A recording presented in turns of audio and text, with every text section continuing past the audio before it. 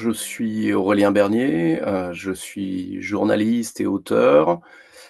J'ai publié un certain nombre d'essais, dont, un livre qui vient de sortir, qui s'appelle «Que faire de l'Union européenne?» et qui sort, 20 ans après, le référendum de 2005 sur le traité constitutionnel européen, sur le projet de traité.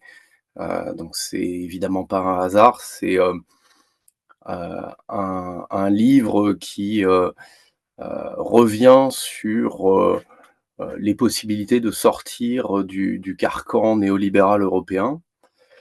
Et je suis, signataire, de l'appel pour, un référendum sur l'appartenance de la France au système de l'Union européenne. Appel qui est, tout à fait bienvenu puisque bon, encore une fois, c'est les 20 ans du non au traité constitutionnel européen.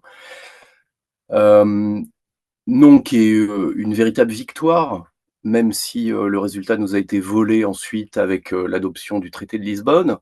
Mais, politiquement, le 29 mai 2005 est une vraie victoire populaire, contre, l'Europe libérale.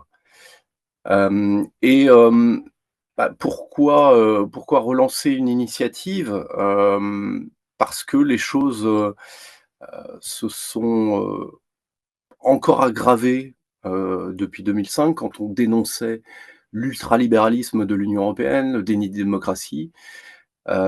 C'est encore pire aujourd'hui et malheureusement, on a l'impression que, peu de gens sont prêts, à fêter cette victoire, de 2005 et à reprendre finalement, le travail, les revendications, heu, là où certains les ont laissées puisque après, cette victoire, on peut pas dire que la lutte contre, l'ultralibéralisme européen était au cœur des préoccupations des mouvements sociaux.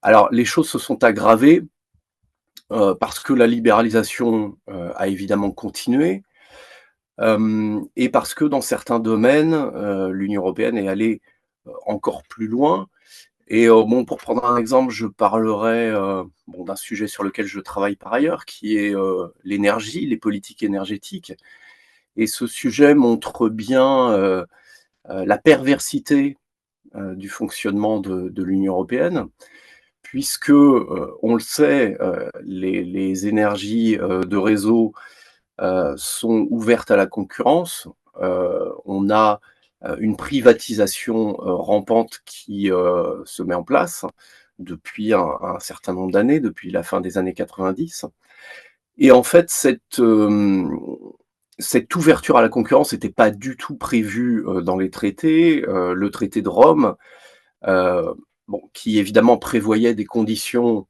de concurrence, au niveau des activités, économiques.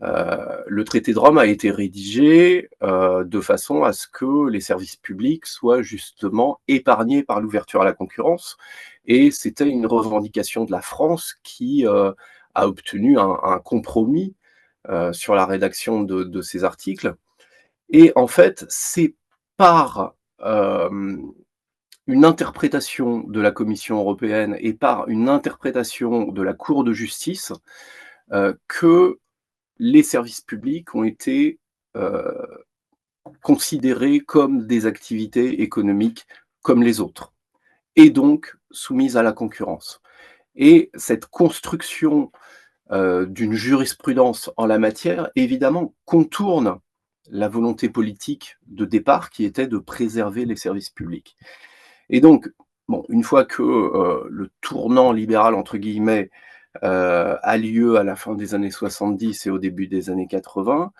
là, on passe véritablement à une dérégulation, du secteur de l'énergie avec, heu, bon, le fait de mettre fin au monopole, des grands services publics comme EDF ou GDF, en France et donc on a des directives, des règlements qui, imposent cette ouverture à la concurrence qui n'était pas, prévue au départ par les textes et ces dernières années, les choses vont même au-delà et c'est grave, puisque, les politiques énergétiques sont, à l'origine de la compétence des États et l'Union européenne est en train de prendre, de fait, une compétence en matière d'énergie, compétence qui ne lui a jamais été transférée par personne.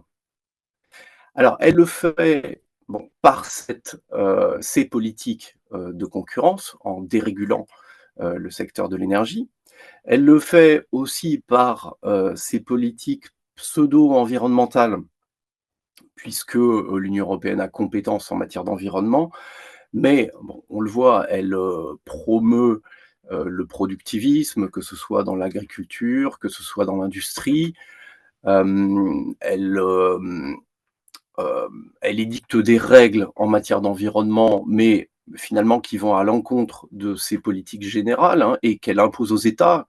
Bon, elle impose aux États, de garantir des normes de qualité de l'eau, par exemple, mais toutes ces politiques en amont, de développement de l'agriculture, intensive, de développement de l'industrie productiviste, concourent à détruire les ressources. Donc, il y a quelque chose de tout à fait schizophrène, dans cette approche. Mais par ces politiques environnementales, l'Union européenne influe aussi sur les mix énergétiques des États, puisque, elle impose la fermeture des centrales charbon, ce qui est plutôt une bonne chose, mais aussi le développement d'énergies renouvelables électriques avec des objectifs chiffrés, et donc elle s'arroge une véritable compétence en matière de planification énergétique. Et puis avec les derniers événements, sur la scène internationale, avec la guerre en Ukraine et ce qui a suivi, donc les problèmes d'approvisionnement, en gaz et donc les impacts sur, les prix des énergies, et bien, voilà, l'Union européenne bâtit une stratégie d'approvisionnement énergétique. C'est-à-dire elle impose aux États, de sanctionner, la Russie, de, s'approvisionner en gaz, ailleurs, et elle impose aussi, heu, ce qu'on appelle des interconnexions, c'est-à-dire de développer des échanges d'énergie aux frontières, que ce soit le gaz ou l'électricité. Échanges régis évidemment par les lois du marché, donc échanges dérégulés. Et elle impose l'augmentation des capacités, de flux aux frontières pour aboutir à quoi?